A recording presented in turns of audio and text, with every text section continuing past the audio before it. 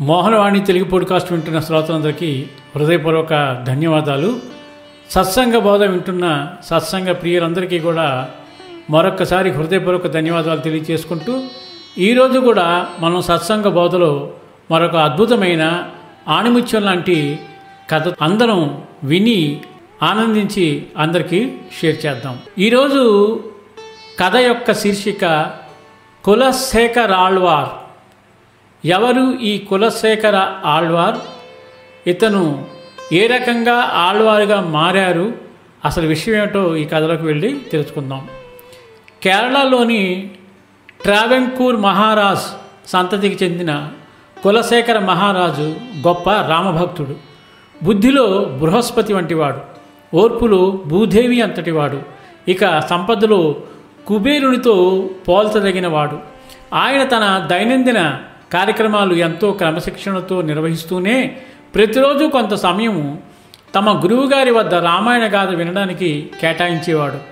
రామాయణ గాథ వింటున్న సమయంలో ఆ సంఘటనలు అప్పటికప్పుడు జరుగుతున్నట్లుగా భావిస్తూ తన సభామండపంలో ఉన్న సీతారాముల విగ్రహాలకు వేడుకలు జరిపించేవాడు. భక్తి పారవస్యంలో మునిగిపోయేవాడు.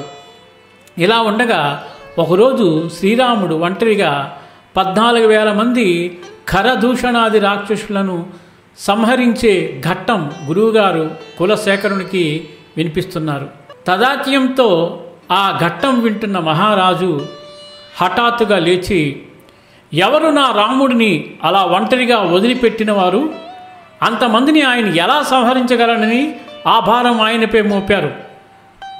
రాముని సూచనపై లక్ష్మణుడు సీతమ్మ తల్లిని రక్షిస్తూ గుహలోనే ఉండిపోయాడు. నా రాముడు కష్టంలో ఉన్నాడు. నేనిప్పుడు వెళ్ళి నా రాముడికి బాసటగా నిలవకున్న నా ఆయుధాలు, నా సైన్యము వృధా అంటూ సింహాసనంపై నుండి లేచి తన సేనాధిపతులను పిలిచి, పదండి దండకారణ్యానికి, ఆ రాక్షసులు మదమణుద్దాం, మన రామయ్యకు అండగా ఉందాం అని తన సైన్యాన్ని బయలుదేరదీసి గురువుకు నమస్కరించి ధనుర్బాణాలు తీసుకొని హుటాహుటిన బయలుదేరాడు. వెంటనే మంత్రులు అప్రమత్తమయ్యారు. మహారాజును నిలువరించడానికి ఆస్కారం లేక ఒక పథకం ప్రకారం కొంత సైన్యాన్ని మహారాజుకు అరణ్యంలో ఆయనకు ఎదురుగా వచ్చేటట్లు చేసి ఆ సైన్యం మహారాజుతో, మహారాజా, శ్రీరామచంద్రుడు దిగ్విజయంగా ఖరదూషణాదులను ఒక్కడే సంహరించాడు.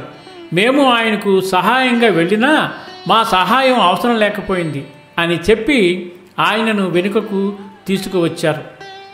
అప్పటి నుండి రాజగురువు రామాయణ పఠనంలో సీతారాములకు సంబంధించిన ఆహ్లాదకర విషయాలని చెబుతూ వచ్చాడు. అయితే ఒకరోజు రాజగురువు సభకు రావడం కుదరక ఆయన తన కుమారుని రామాయణ పఠనానికి సభకు పంపించాడు. ముందు రోజు మాయలేడి వృత్తాంతం మహారాజు విన్నట్లు తెలుసుకొని సీతాపహరణ దృశ్యాన్ని కనులకు కట్టినట్లు వర్ణించి చెబుతున్నాడు గురుపుత్రుడు. సీతను రావణుడు లంకకు తీసుకువెళ్లిన దృశ్యం చెప్పగానే ఈసారి కూడా మహారాజు ఆవేశంగా లేచి లంకకు వెళ్ళి లంకను బూడిద చేసి సీతమ్మ తల్లిని తీసుకువస్తానని అంటూ సముద్రంలోనికి దూకగానే మంత్రులు ఏమి చెయ్యాలో తోచక తల్లడిల్లసాగారు. ఇదంతా కులశేఖర మహారాజు తన సభలో ప్రతిష్ఠించిన శ్రీరామచంద్రుల వారి విగ్రహంలో ఉన్న రామయ్య తండ్రి గమనిస్తూనే ఉన్నాడు. ఇప్పుడు ఏ మంత్రివర్యులు ఈ సమస్యకు పరిష్కారం కనుగొనలేరు అని తానే స్వయంగా బయలుదేరి శ్రీరామచంద్రుడే సీతమ్మ తల్లిని తన భుజంపై కూర్చుండబెట్టుకుని సముద్రాన్ని ఈదడానికి బయలుదేరిన కులశేఖరునికి ఎదురుగా వచ్చి, భక్తాగ్రగణ్య కులశేఖర మహారాజా, నీవు ఇంకా శ్రమపడవలసిన అవసరం లేదు. మన సైన్యం లంకను ఓడించింది. రావణుని సంహరించి విజయోత్సాహంతో తిరిగి వస్తున్నాము అని మహారాజును శ్రీరాముడు నీళ్లలో నుండి అమాంతం లేవదీసి తన రెండవ భుజం మీద కూర్చుండబెట్టుకుని భవసాగరాలని దాటించే వాడను నిన్ను నీ రాజ్యానికి చేర్చడం నాకో లెక్క అన్నట్లు తీసుకువచ్చి మహారాజును సభలో తమ విగ్రహాల ముందు నిలబెట్టాడు. ఆ విగ్రహాలలో రామయ్య తండ్రిని సీతమ్మ తల్లిని చూసుకుంటూ కులశేఖర మహారాజు తృప్తి చెందాడు. అది ఆయన భక్తికి పరాకాష్ట. కులశేఖర మహారాజు భక్తి తదాజ్ఞతకు శ్రీరామచంద్రుడి సరాసరి తరలివచ్చిన సందర్భం తలుచుకొని ఆ రాజ్య ప్రజలు తన్మయులై భక్తి భావనలో చెలించిపోయారు. కులశేఖరులు కలియుగ ప్రారంభమైన మొదట్లో జన్మించిన భక్తాగ్రగణ్యుడు. కాలాంతరమున కులశేఖరాళ్వారునిగా వైష్ణవ సాంప్రదాయంలో 12 ఆళ్వారులలో 7వ ఆళ్వారునిగా వెలుగొంది ముకుందమాల మొదలైన అనేక గ్రంథాలు రచించిన భక్త శిఖామణి.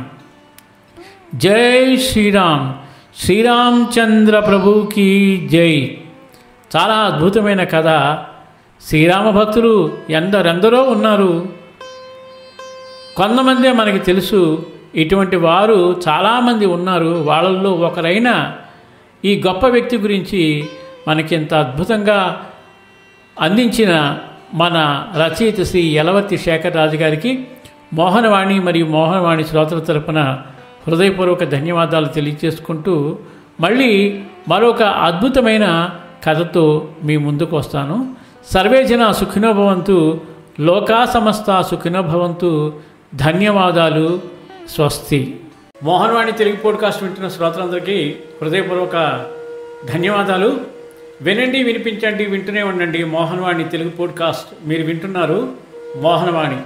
మా కార్యక్రమాలు మీకు నచ్చితే ఇప్పటివరకు మా ఛానల్కి సబ్స్క్రైబ్ చేసుకోకపోతే వెంటనే ఈ క్షణమే సబ్స్క్రైబ్ చేసుకుని ఆ పక్కనుండే బెల్ బటన్ని మ్రోగించి అందరికీ షేర్ చేసి మీ విలువైన కామెంట్ను కూడా చేసి మమ్మల్ని ప్రోత్సహిస్తారని కోరుతున్నాను.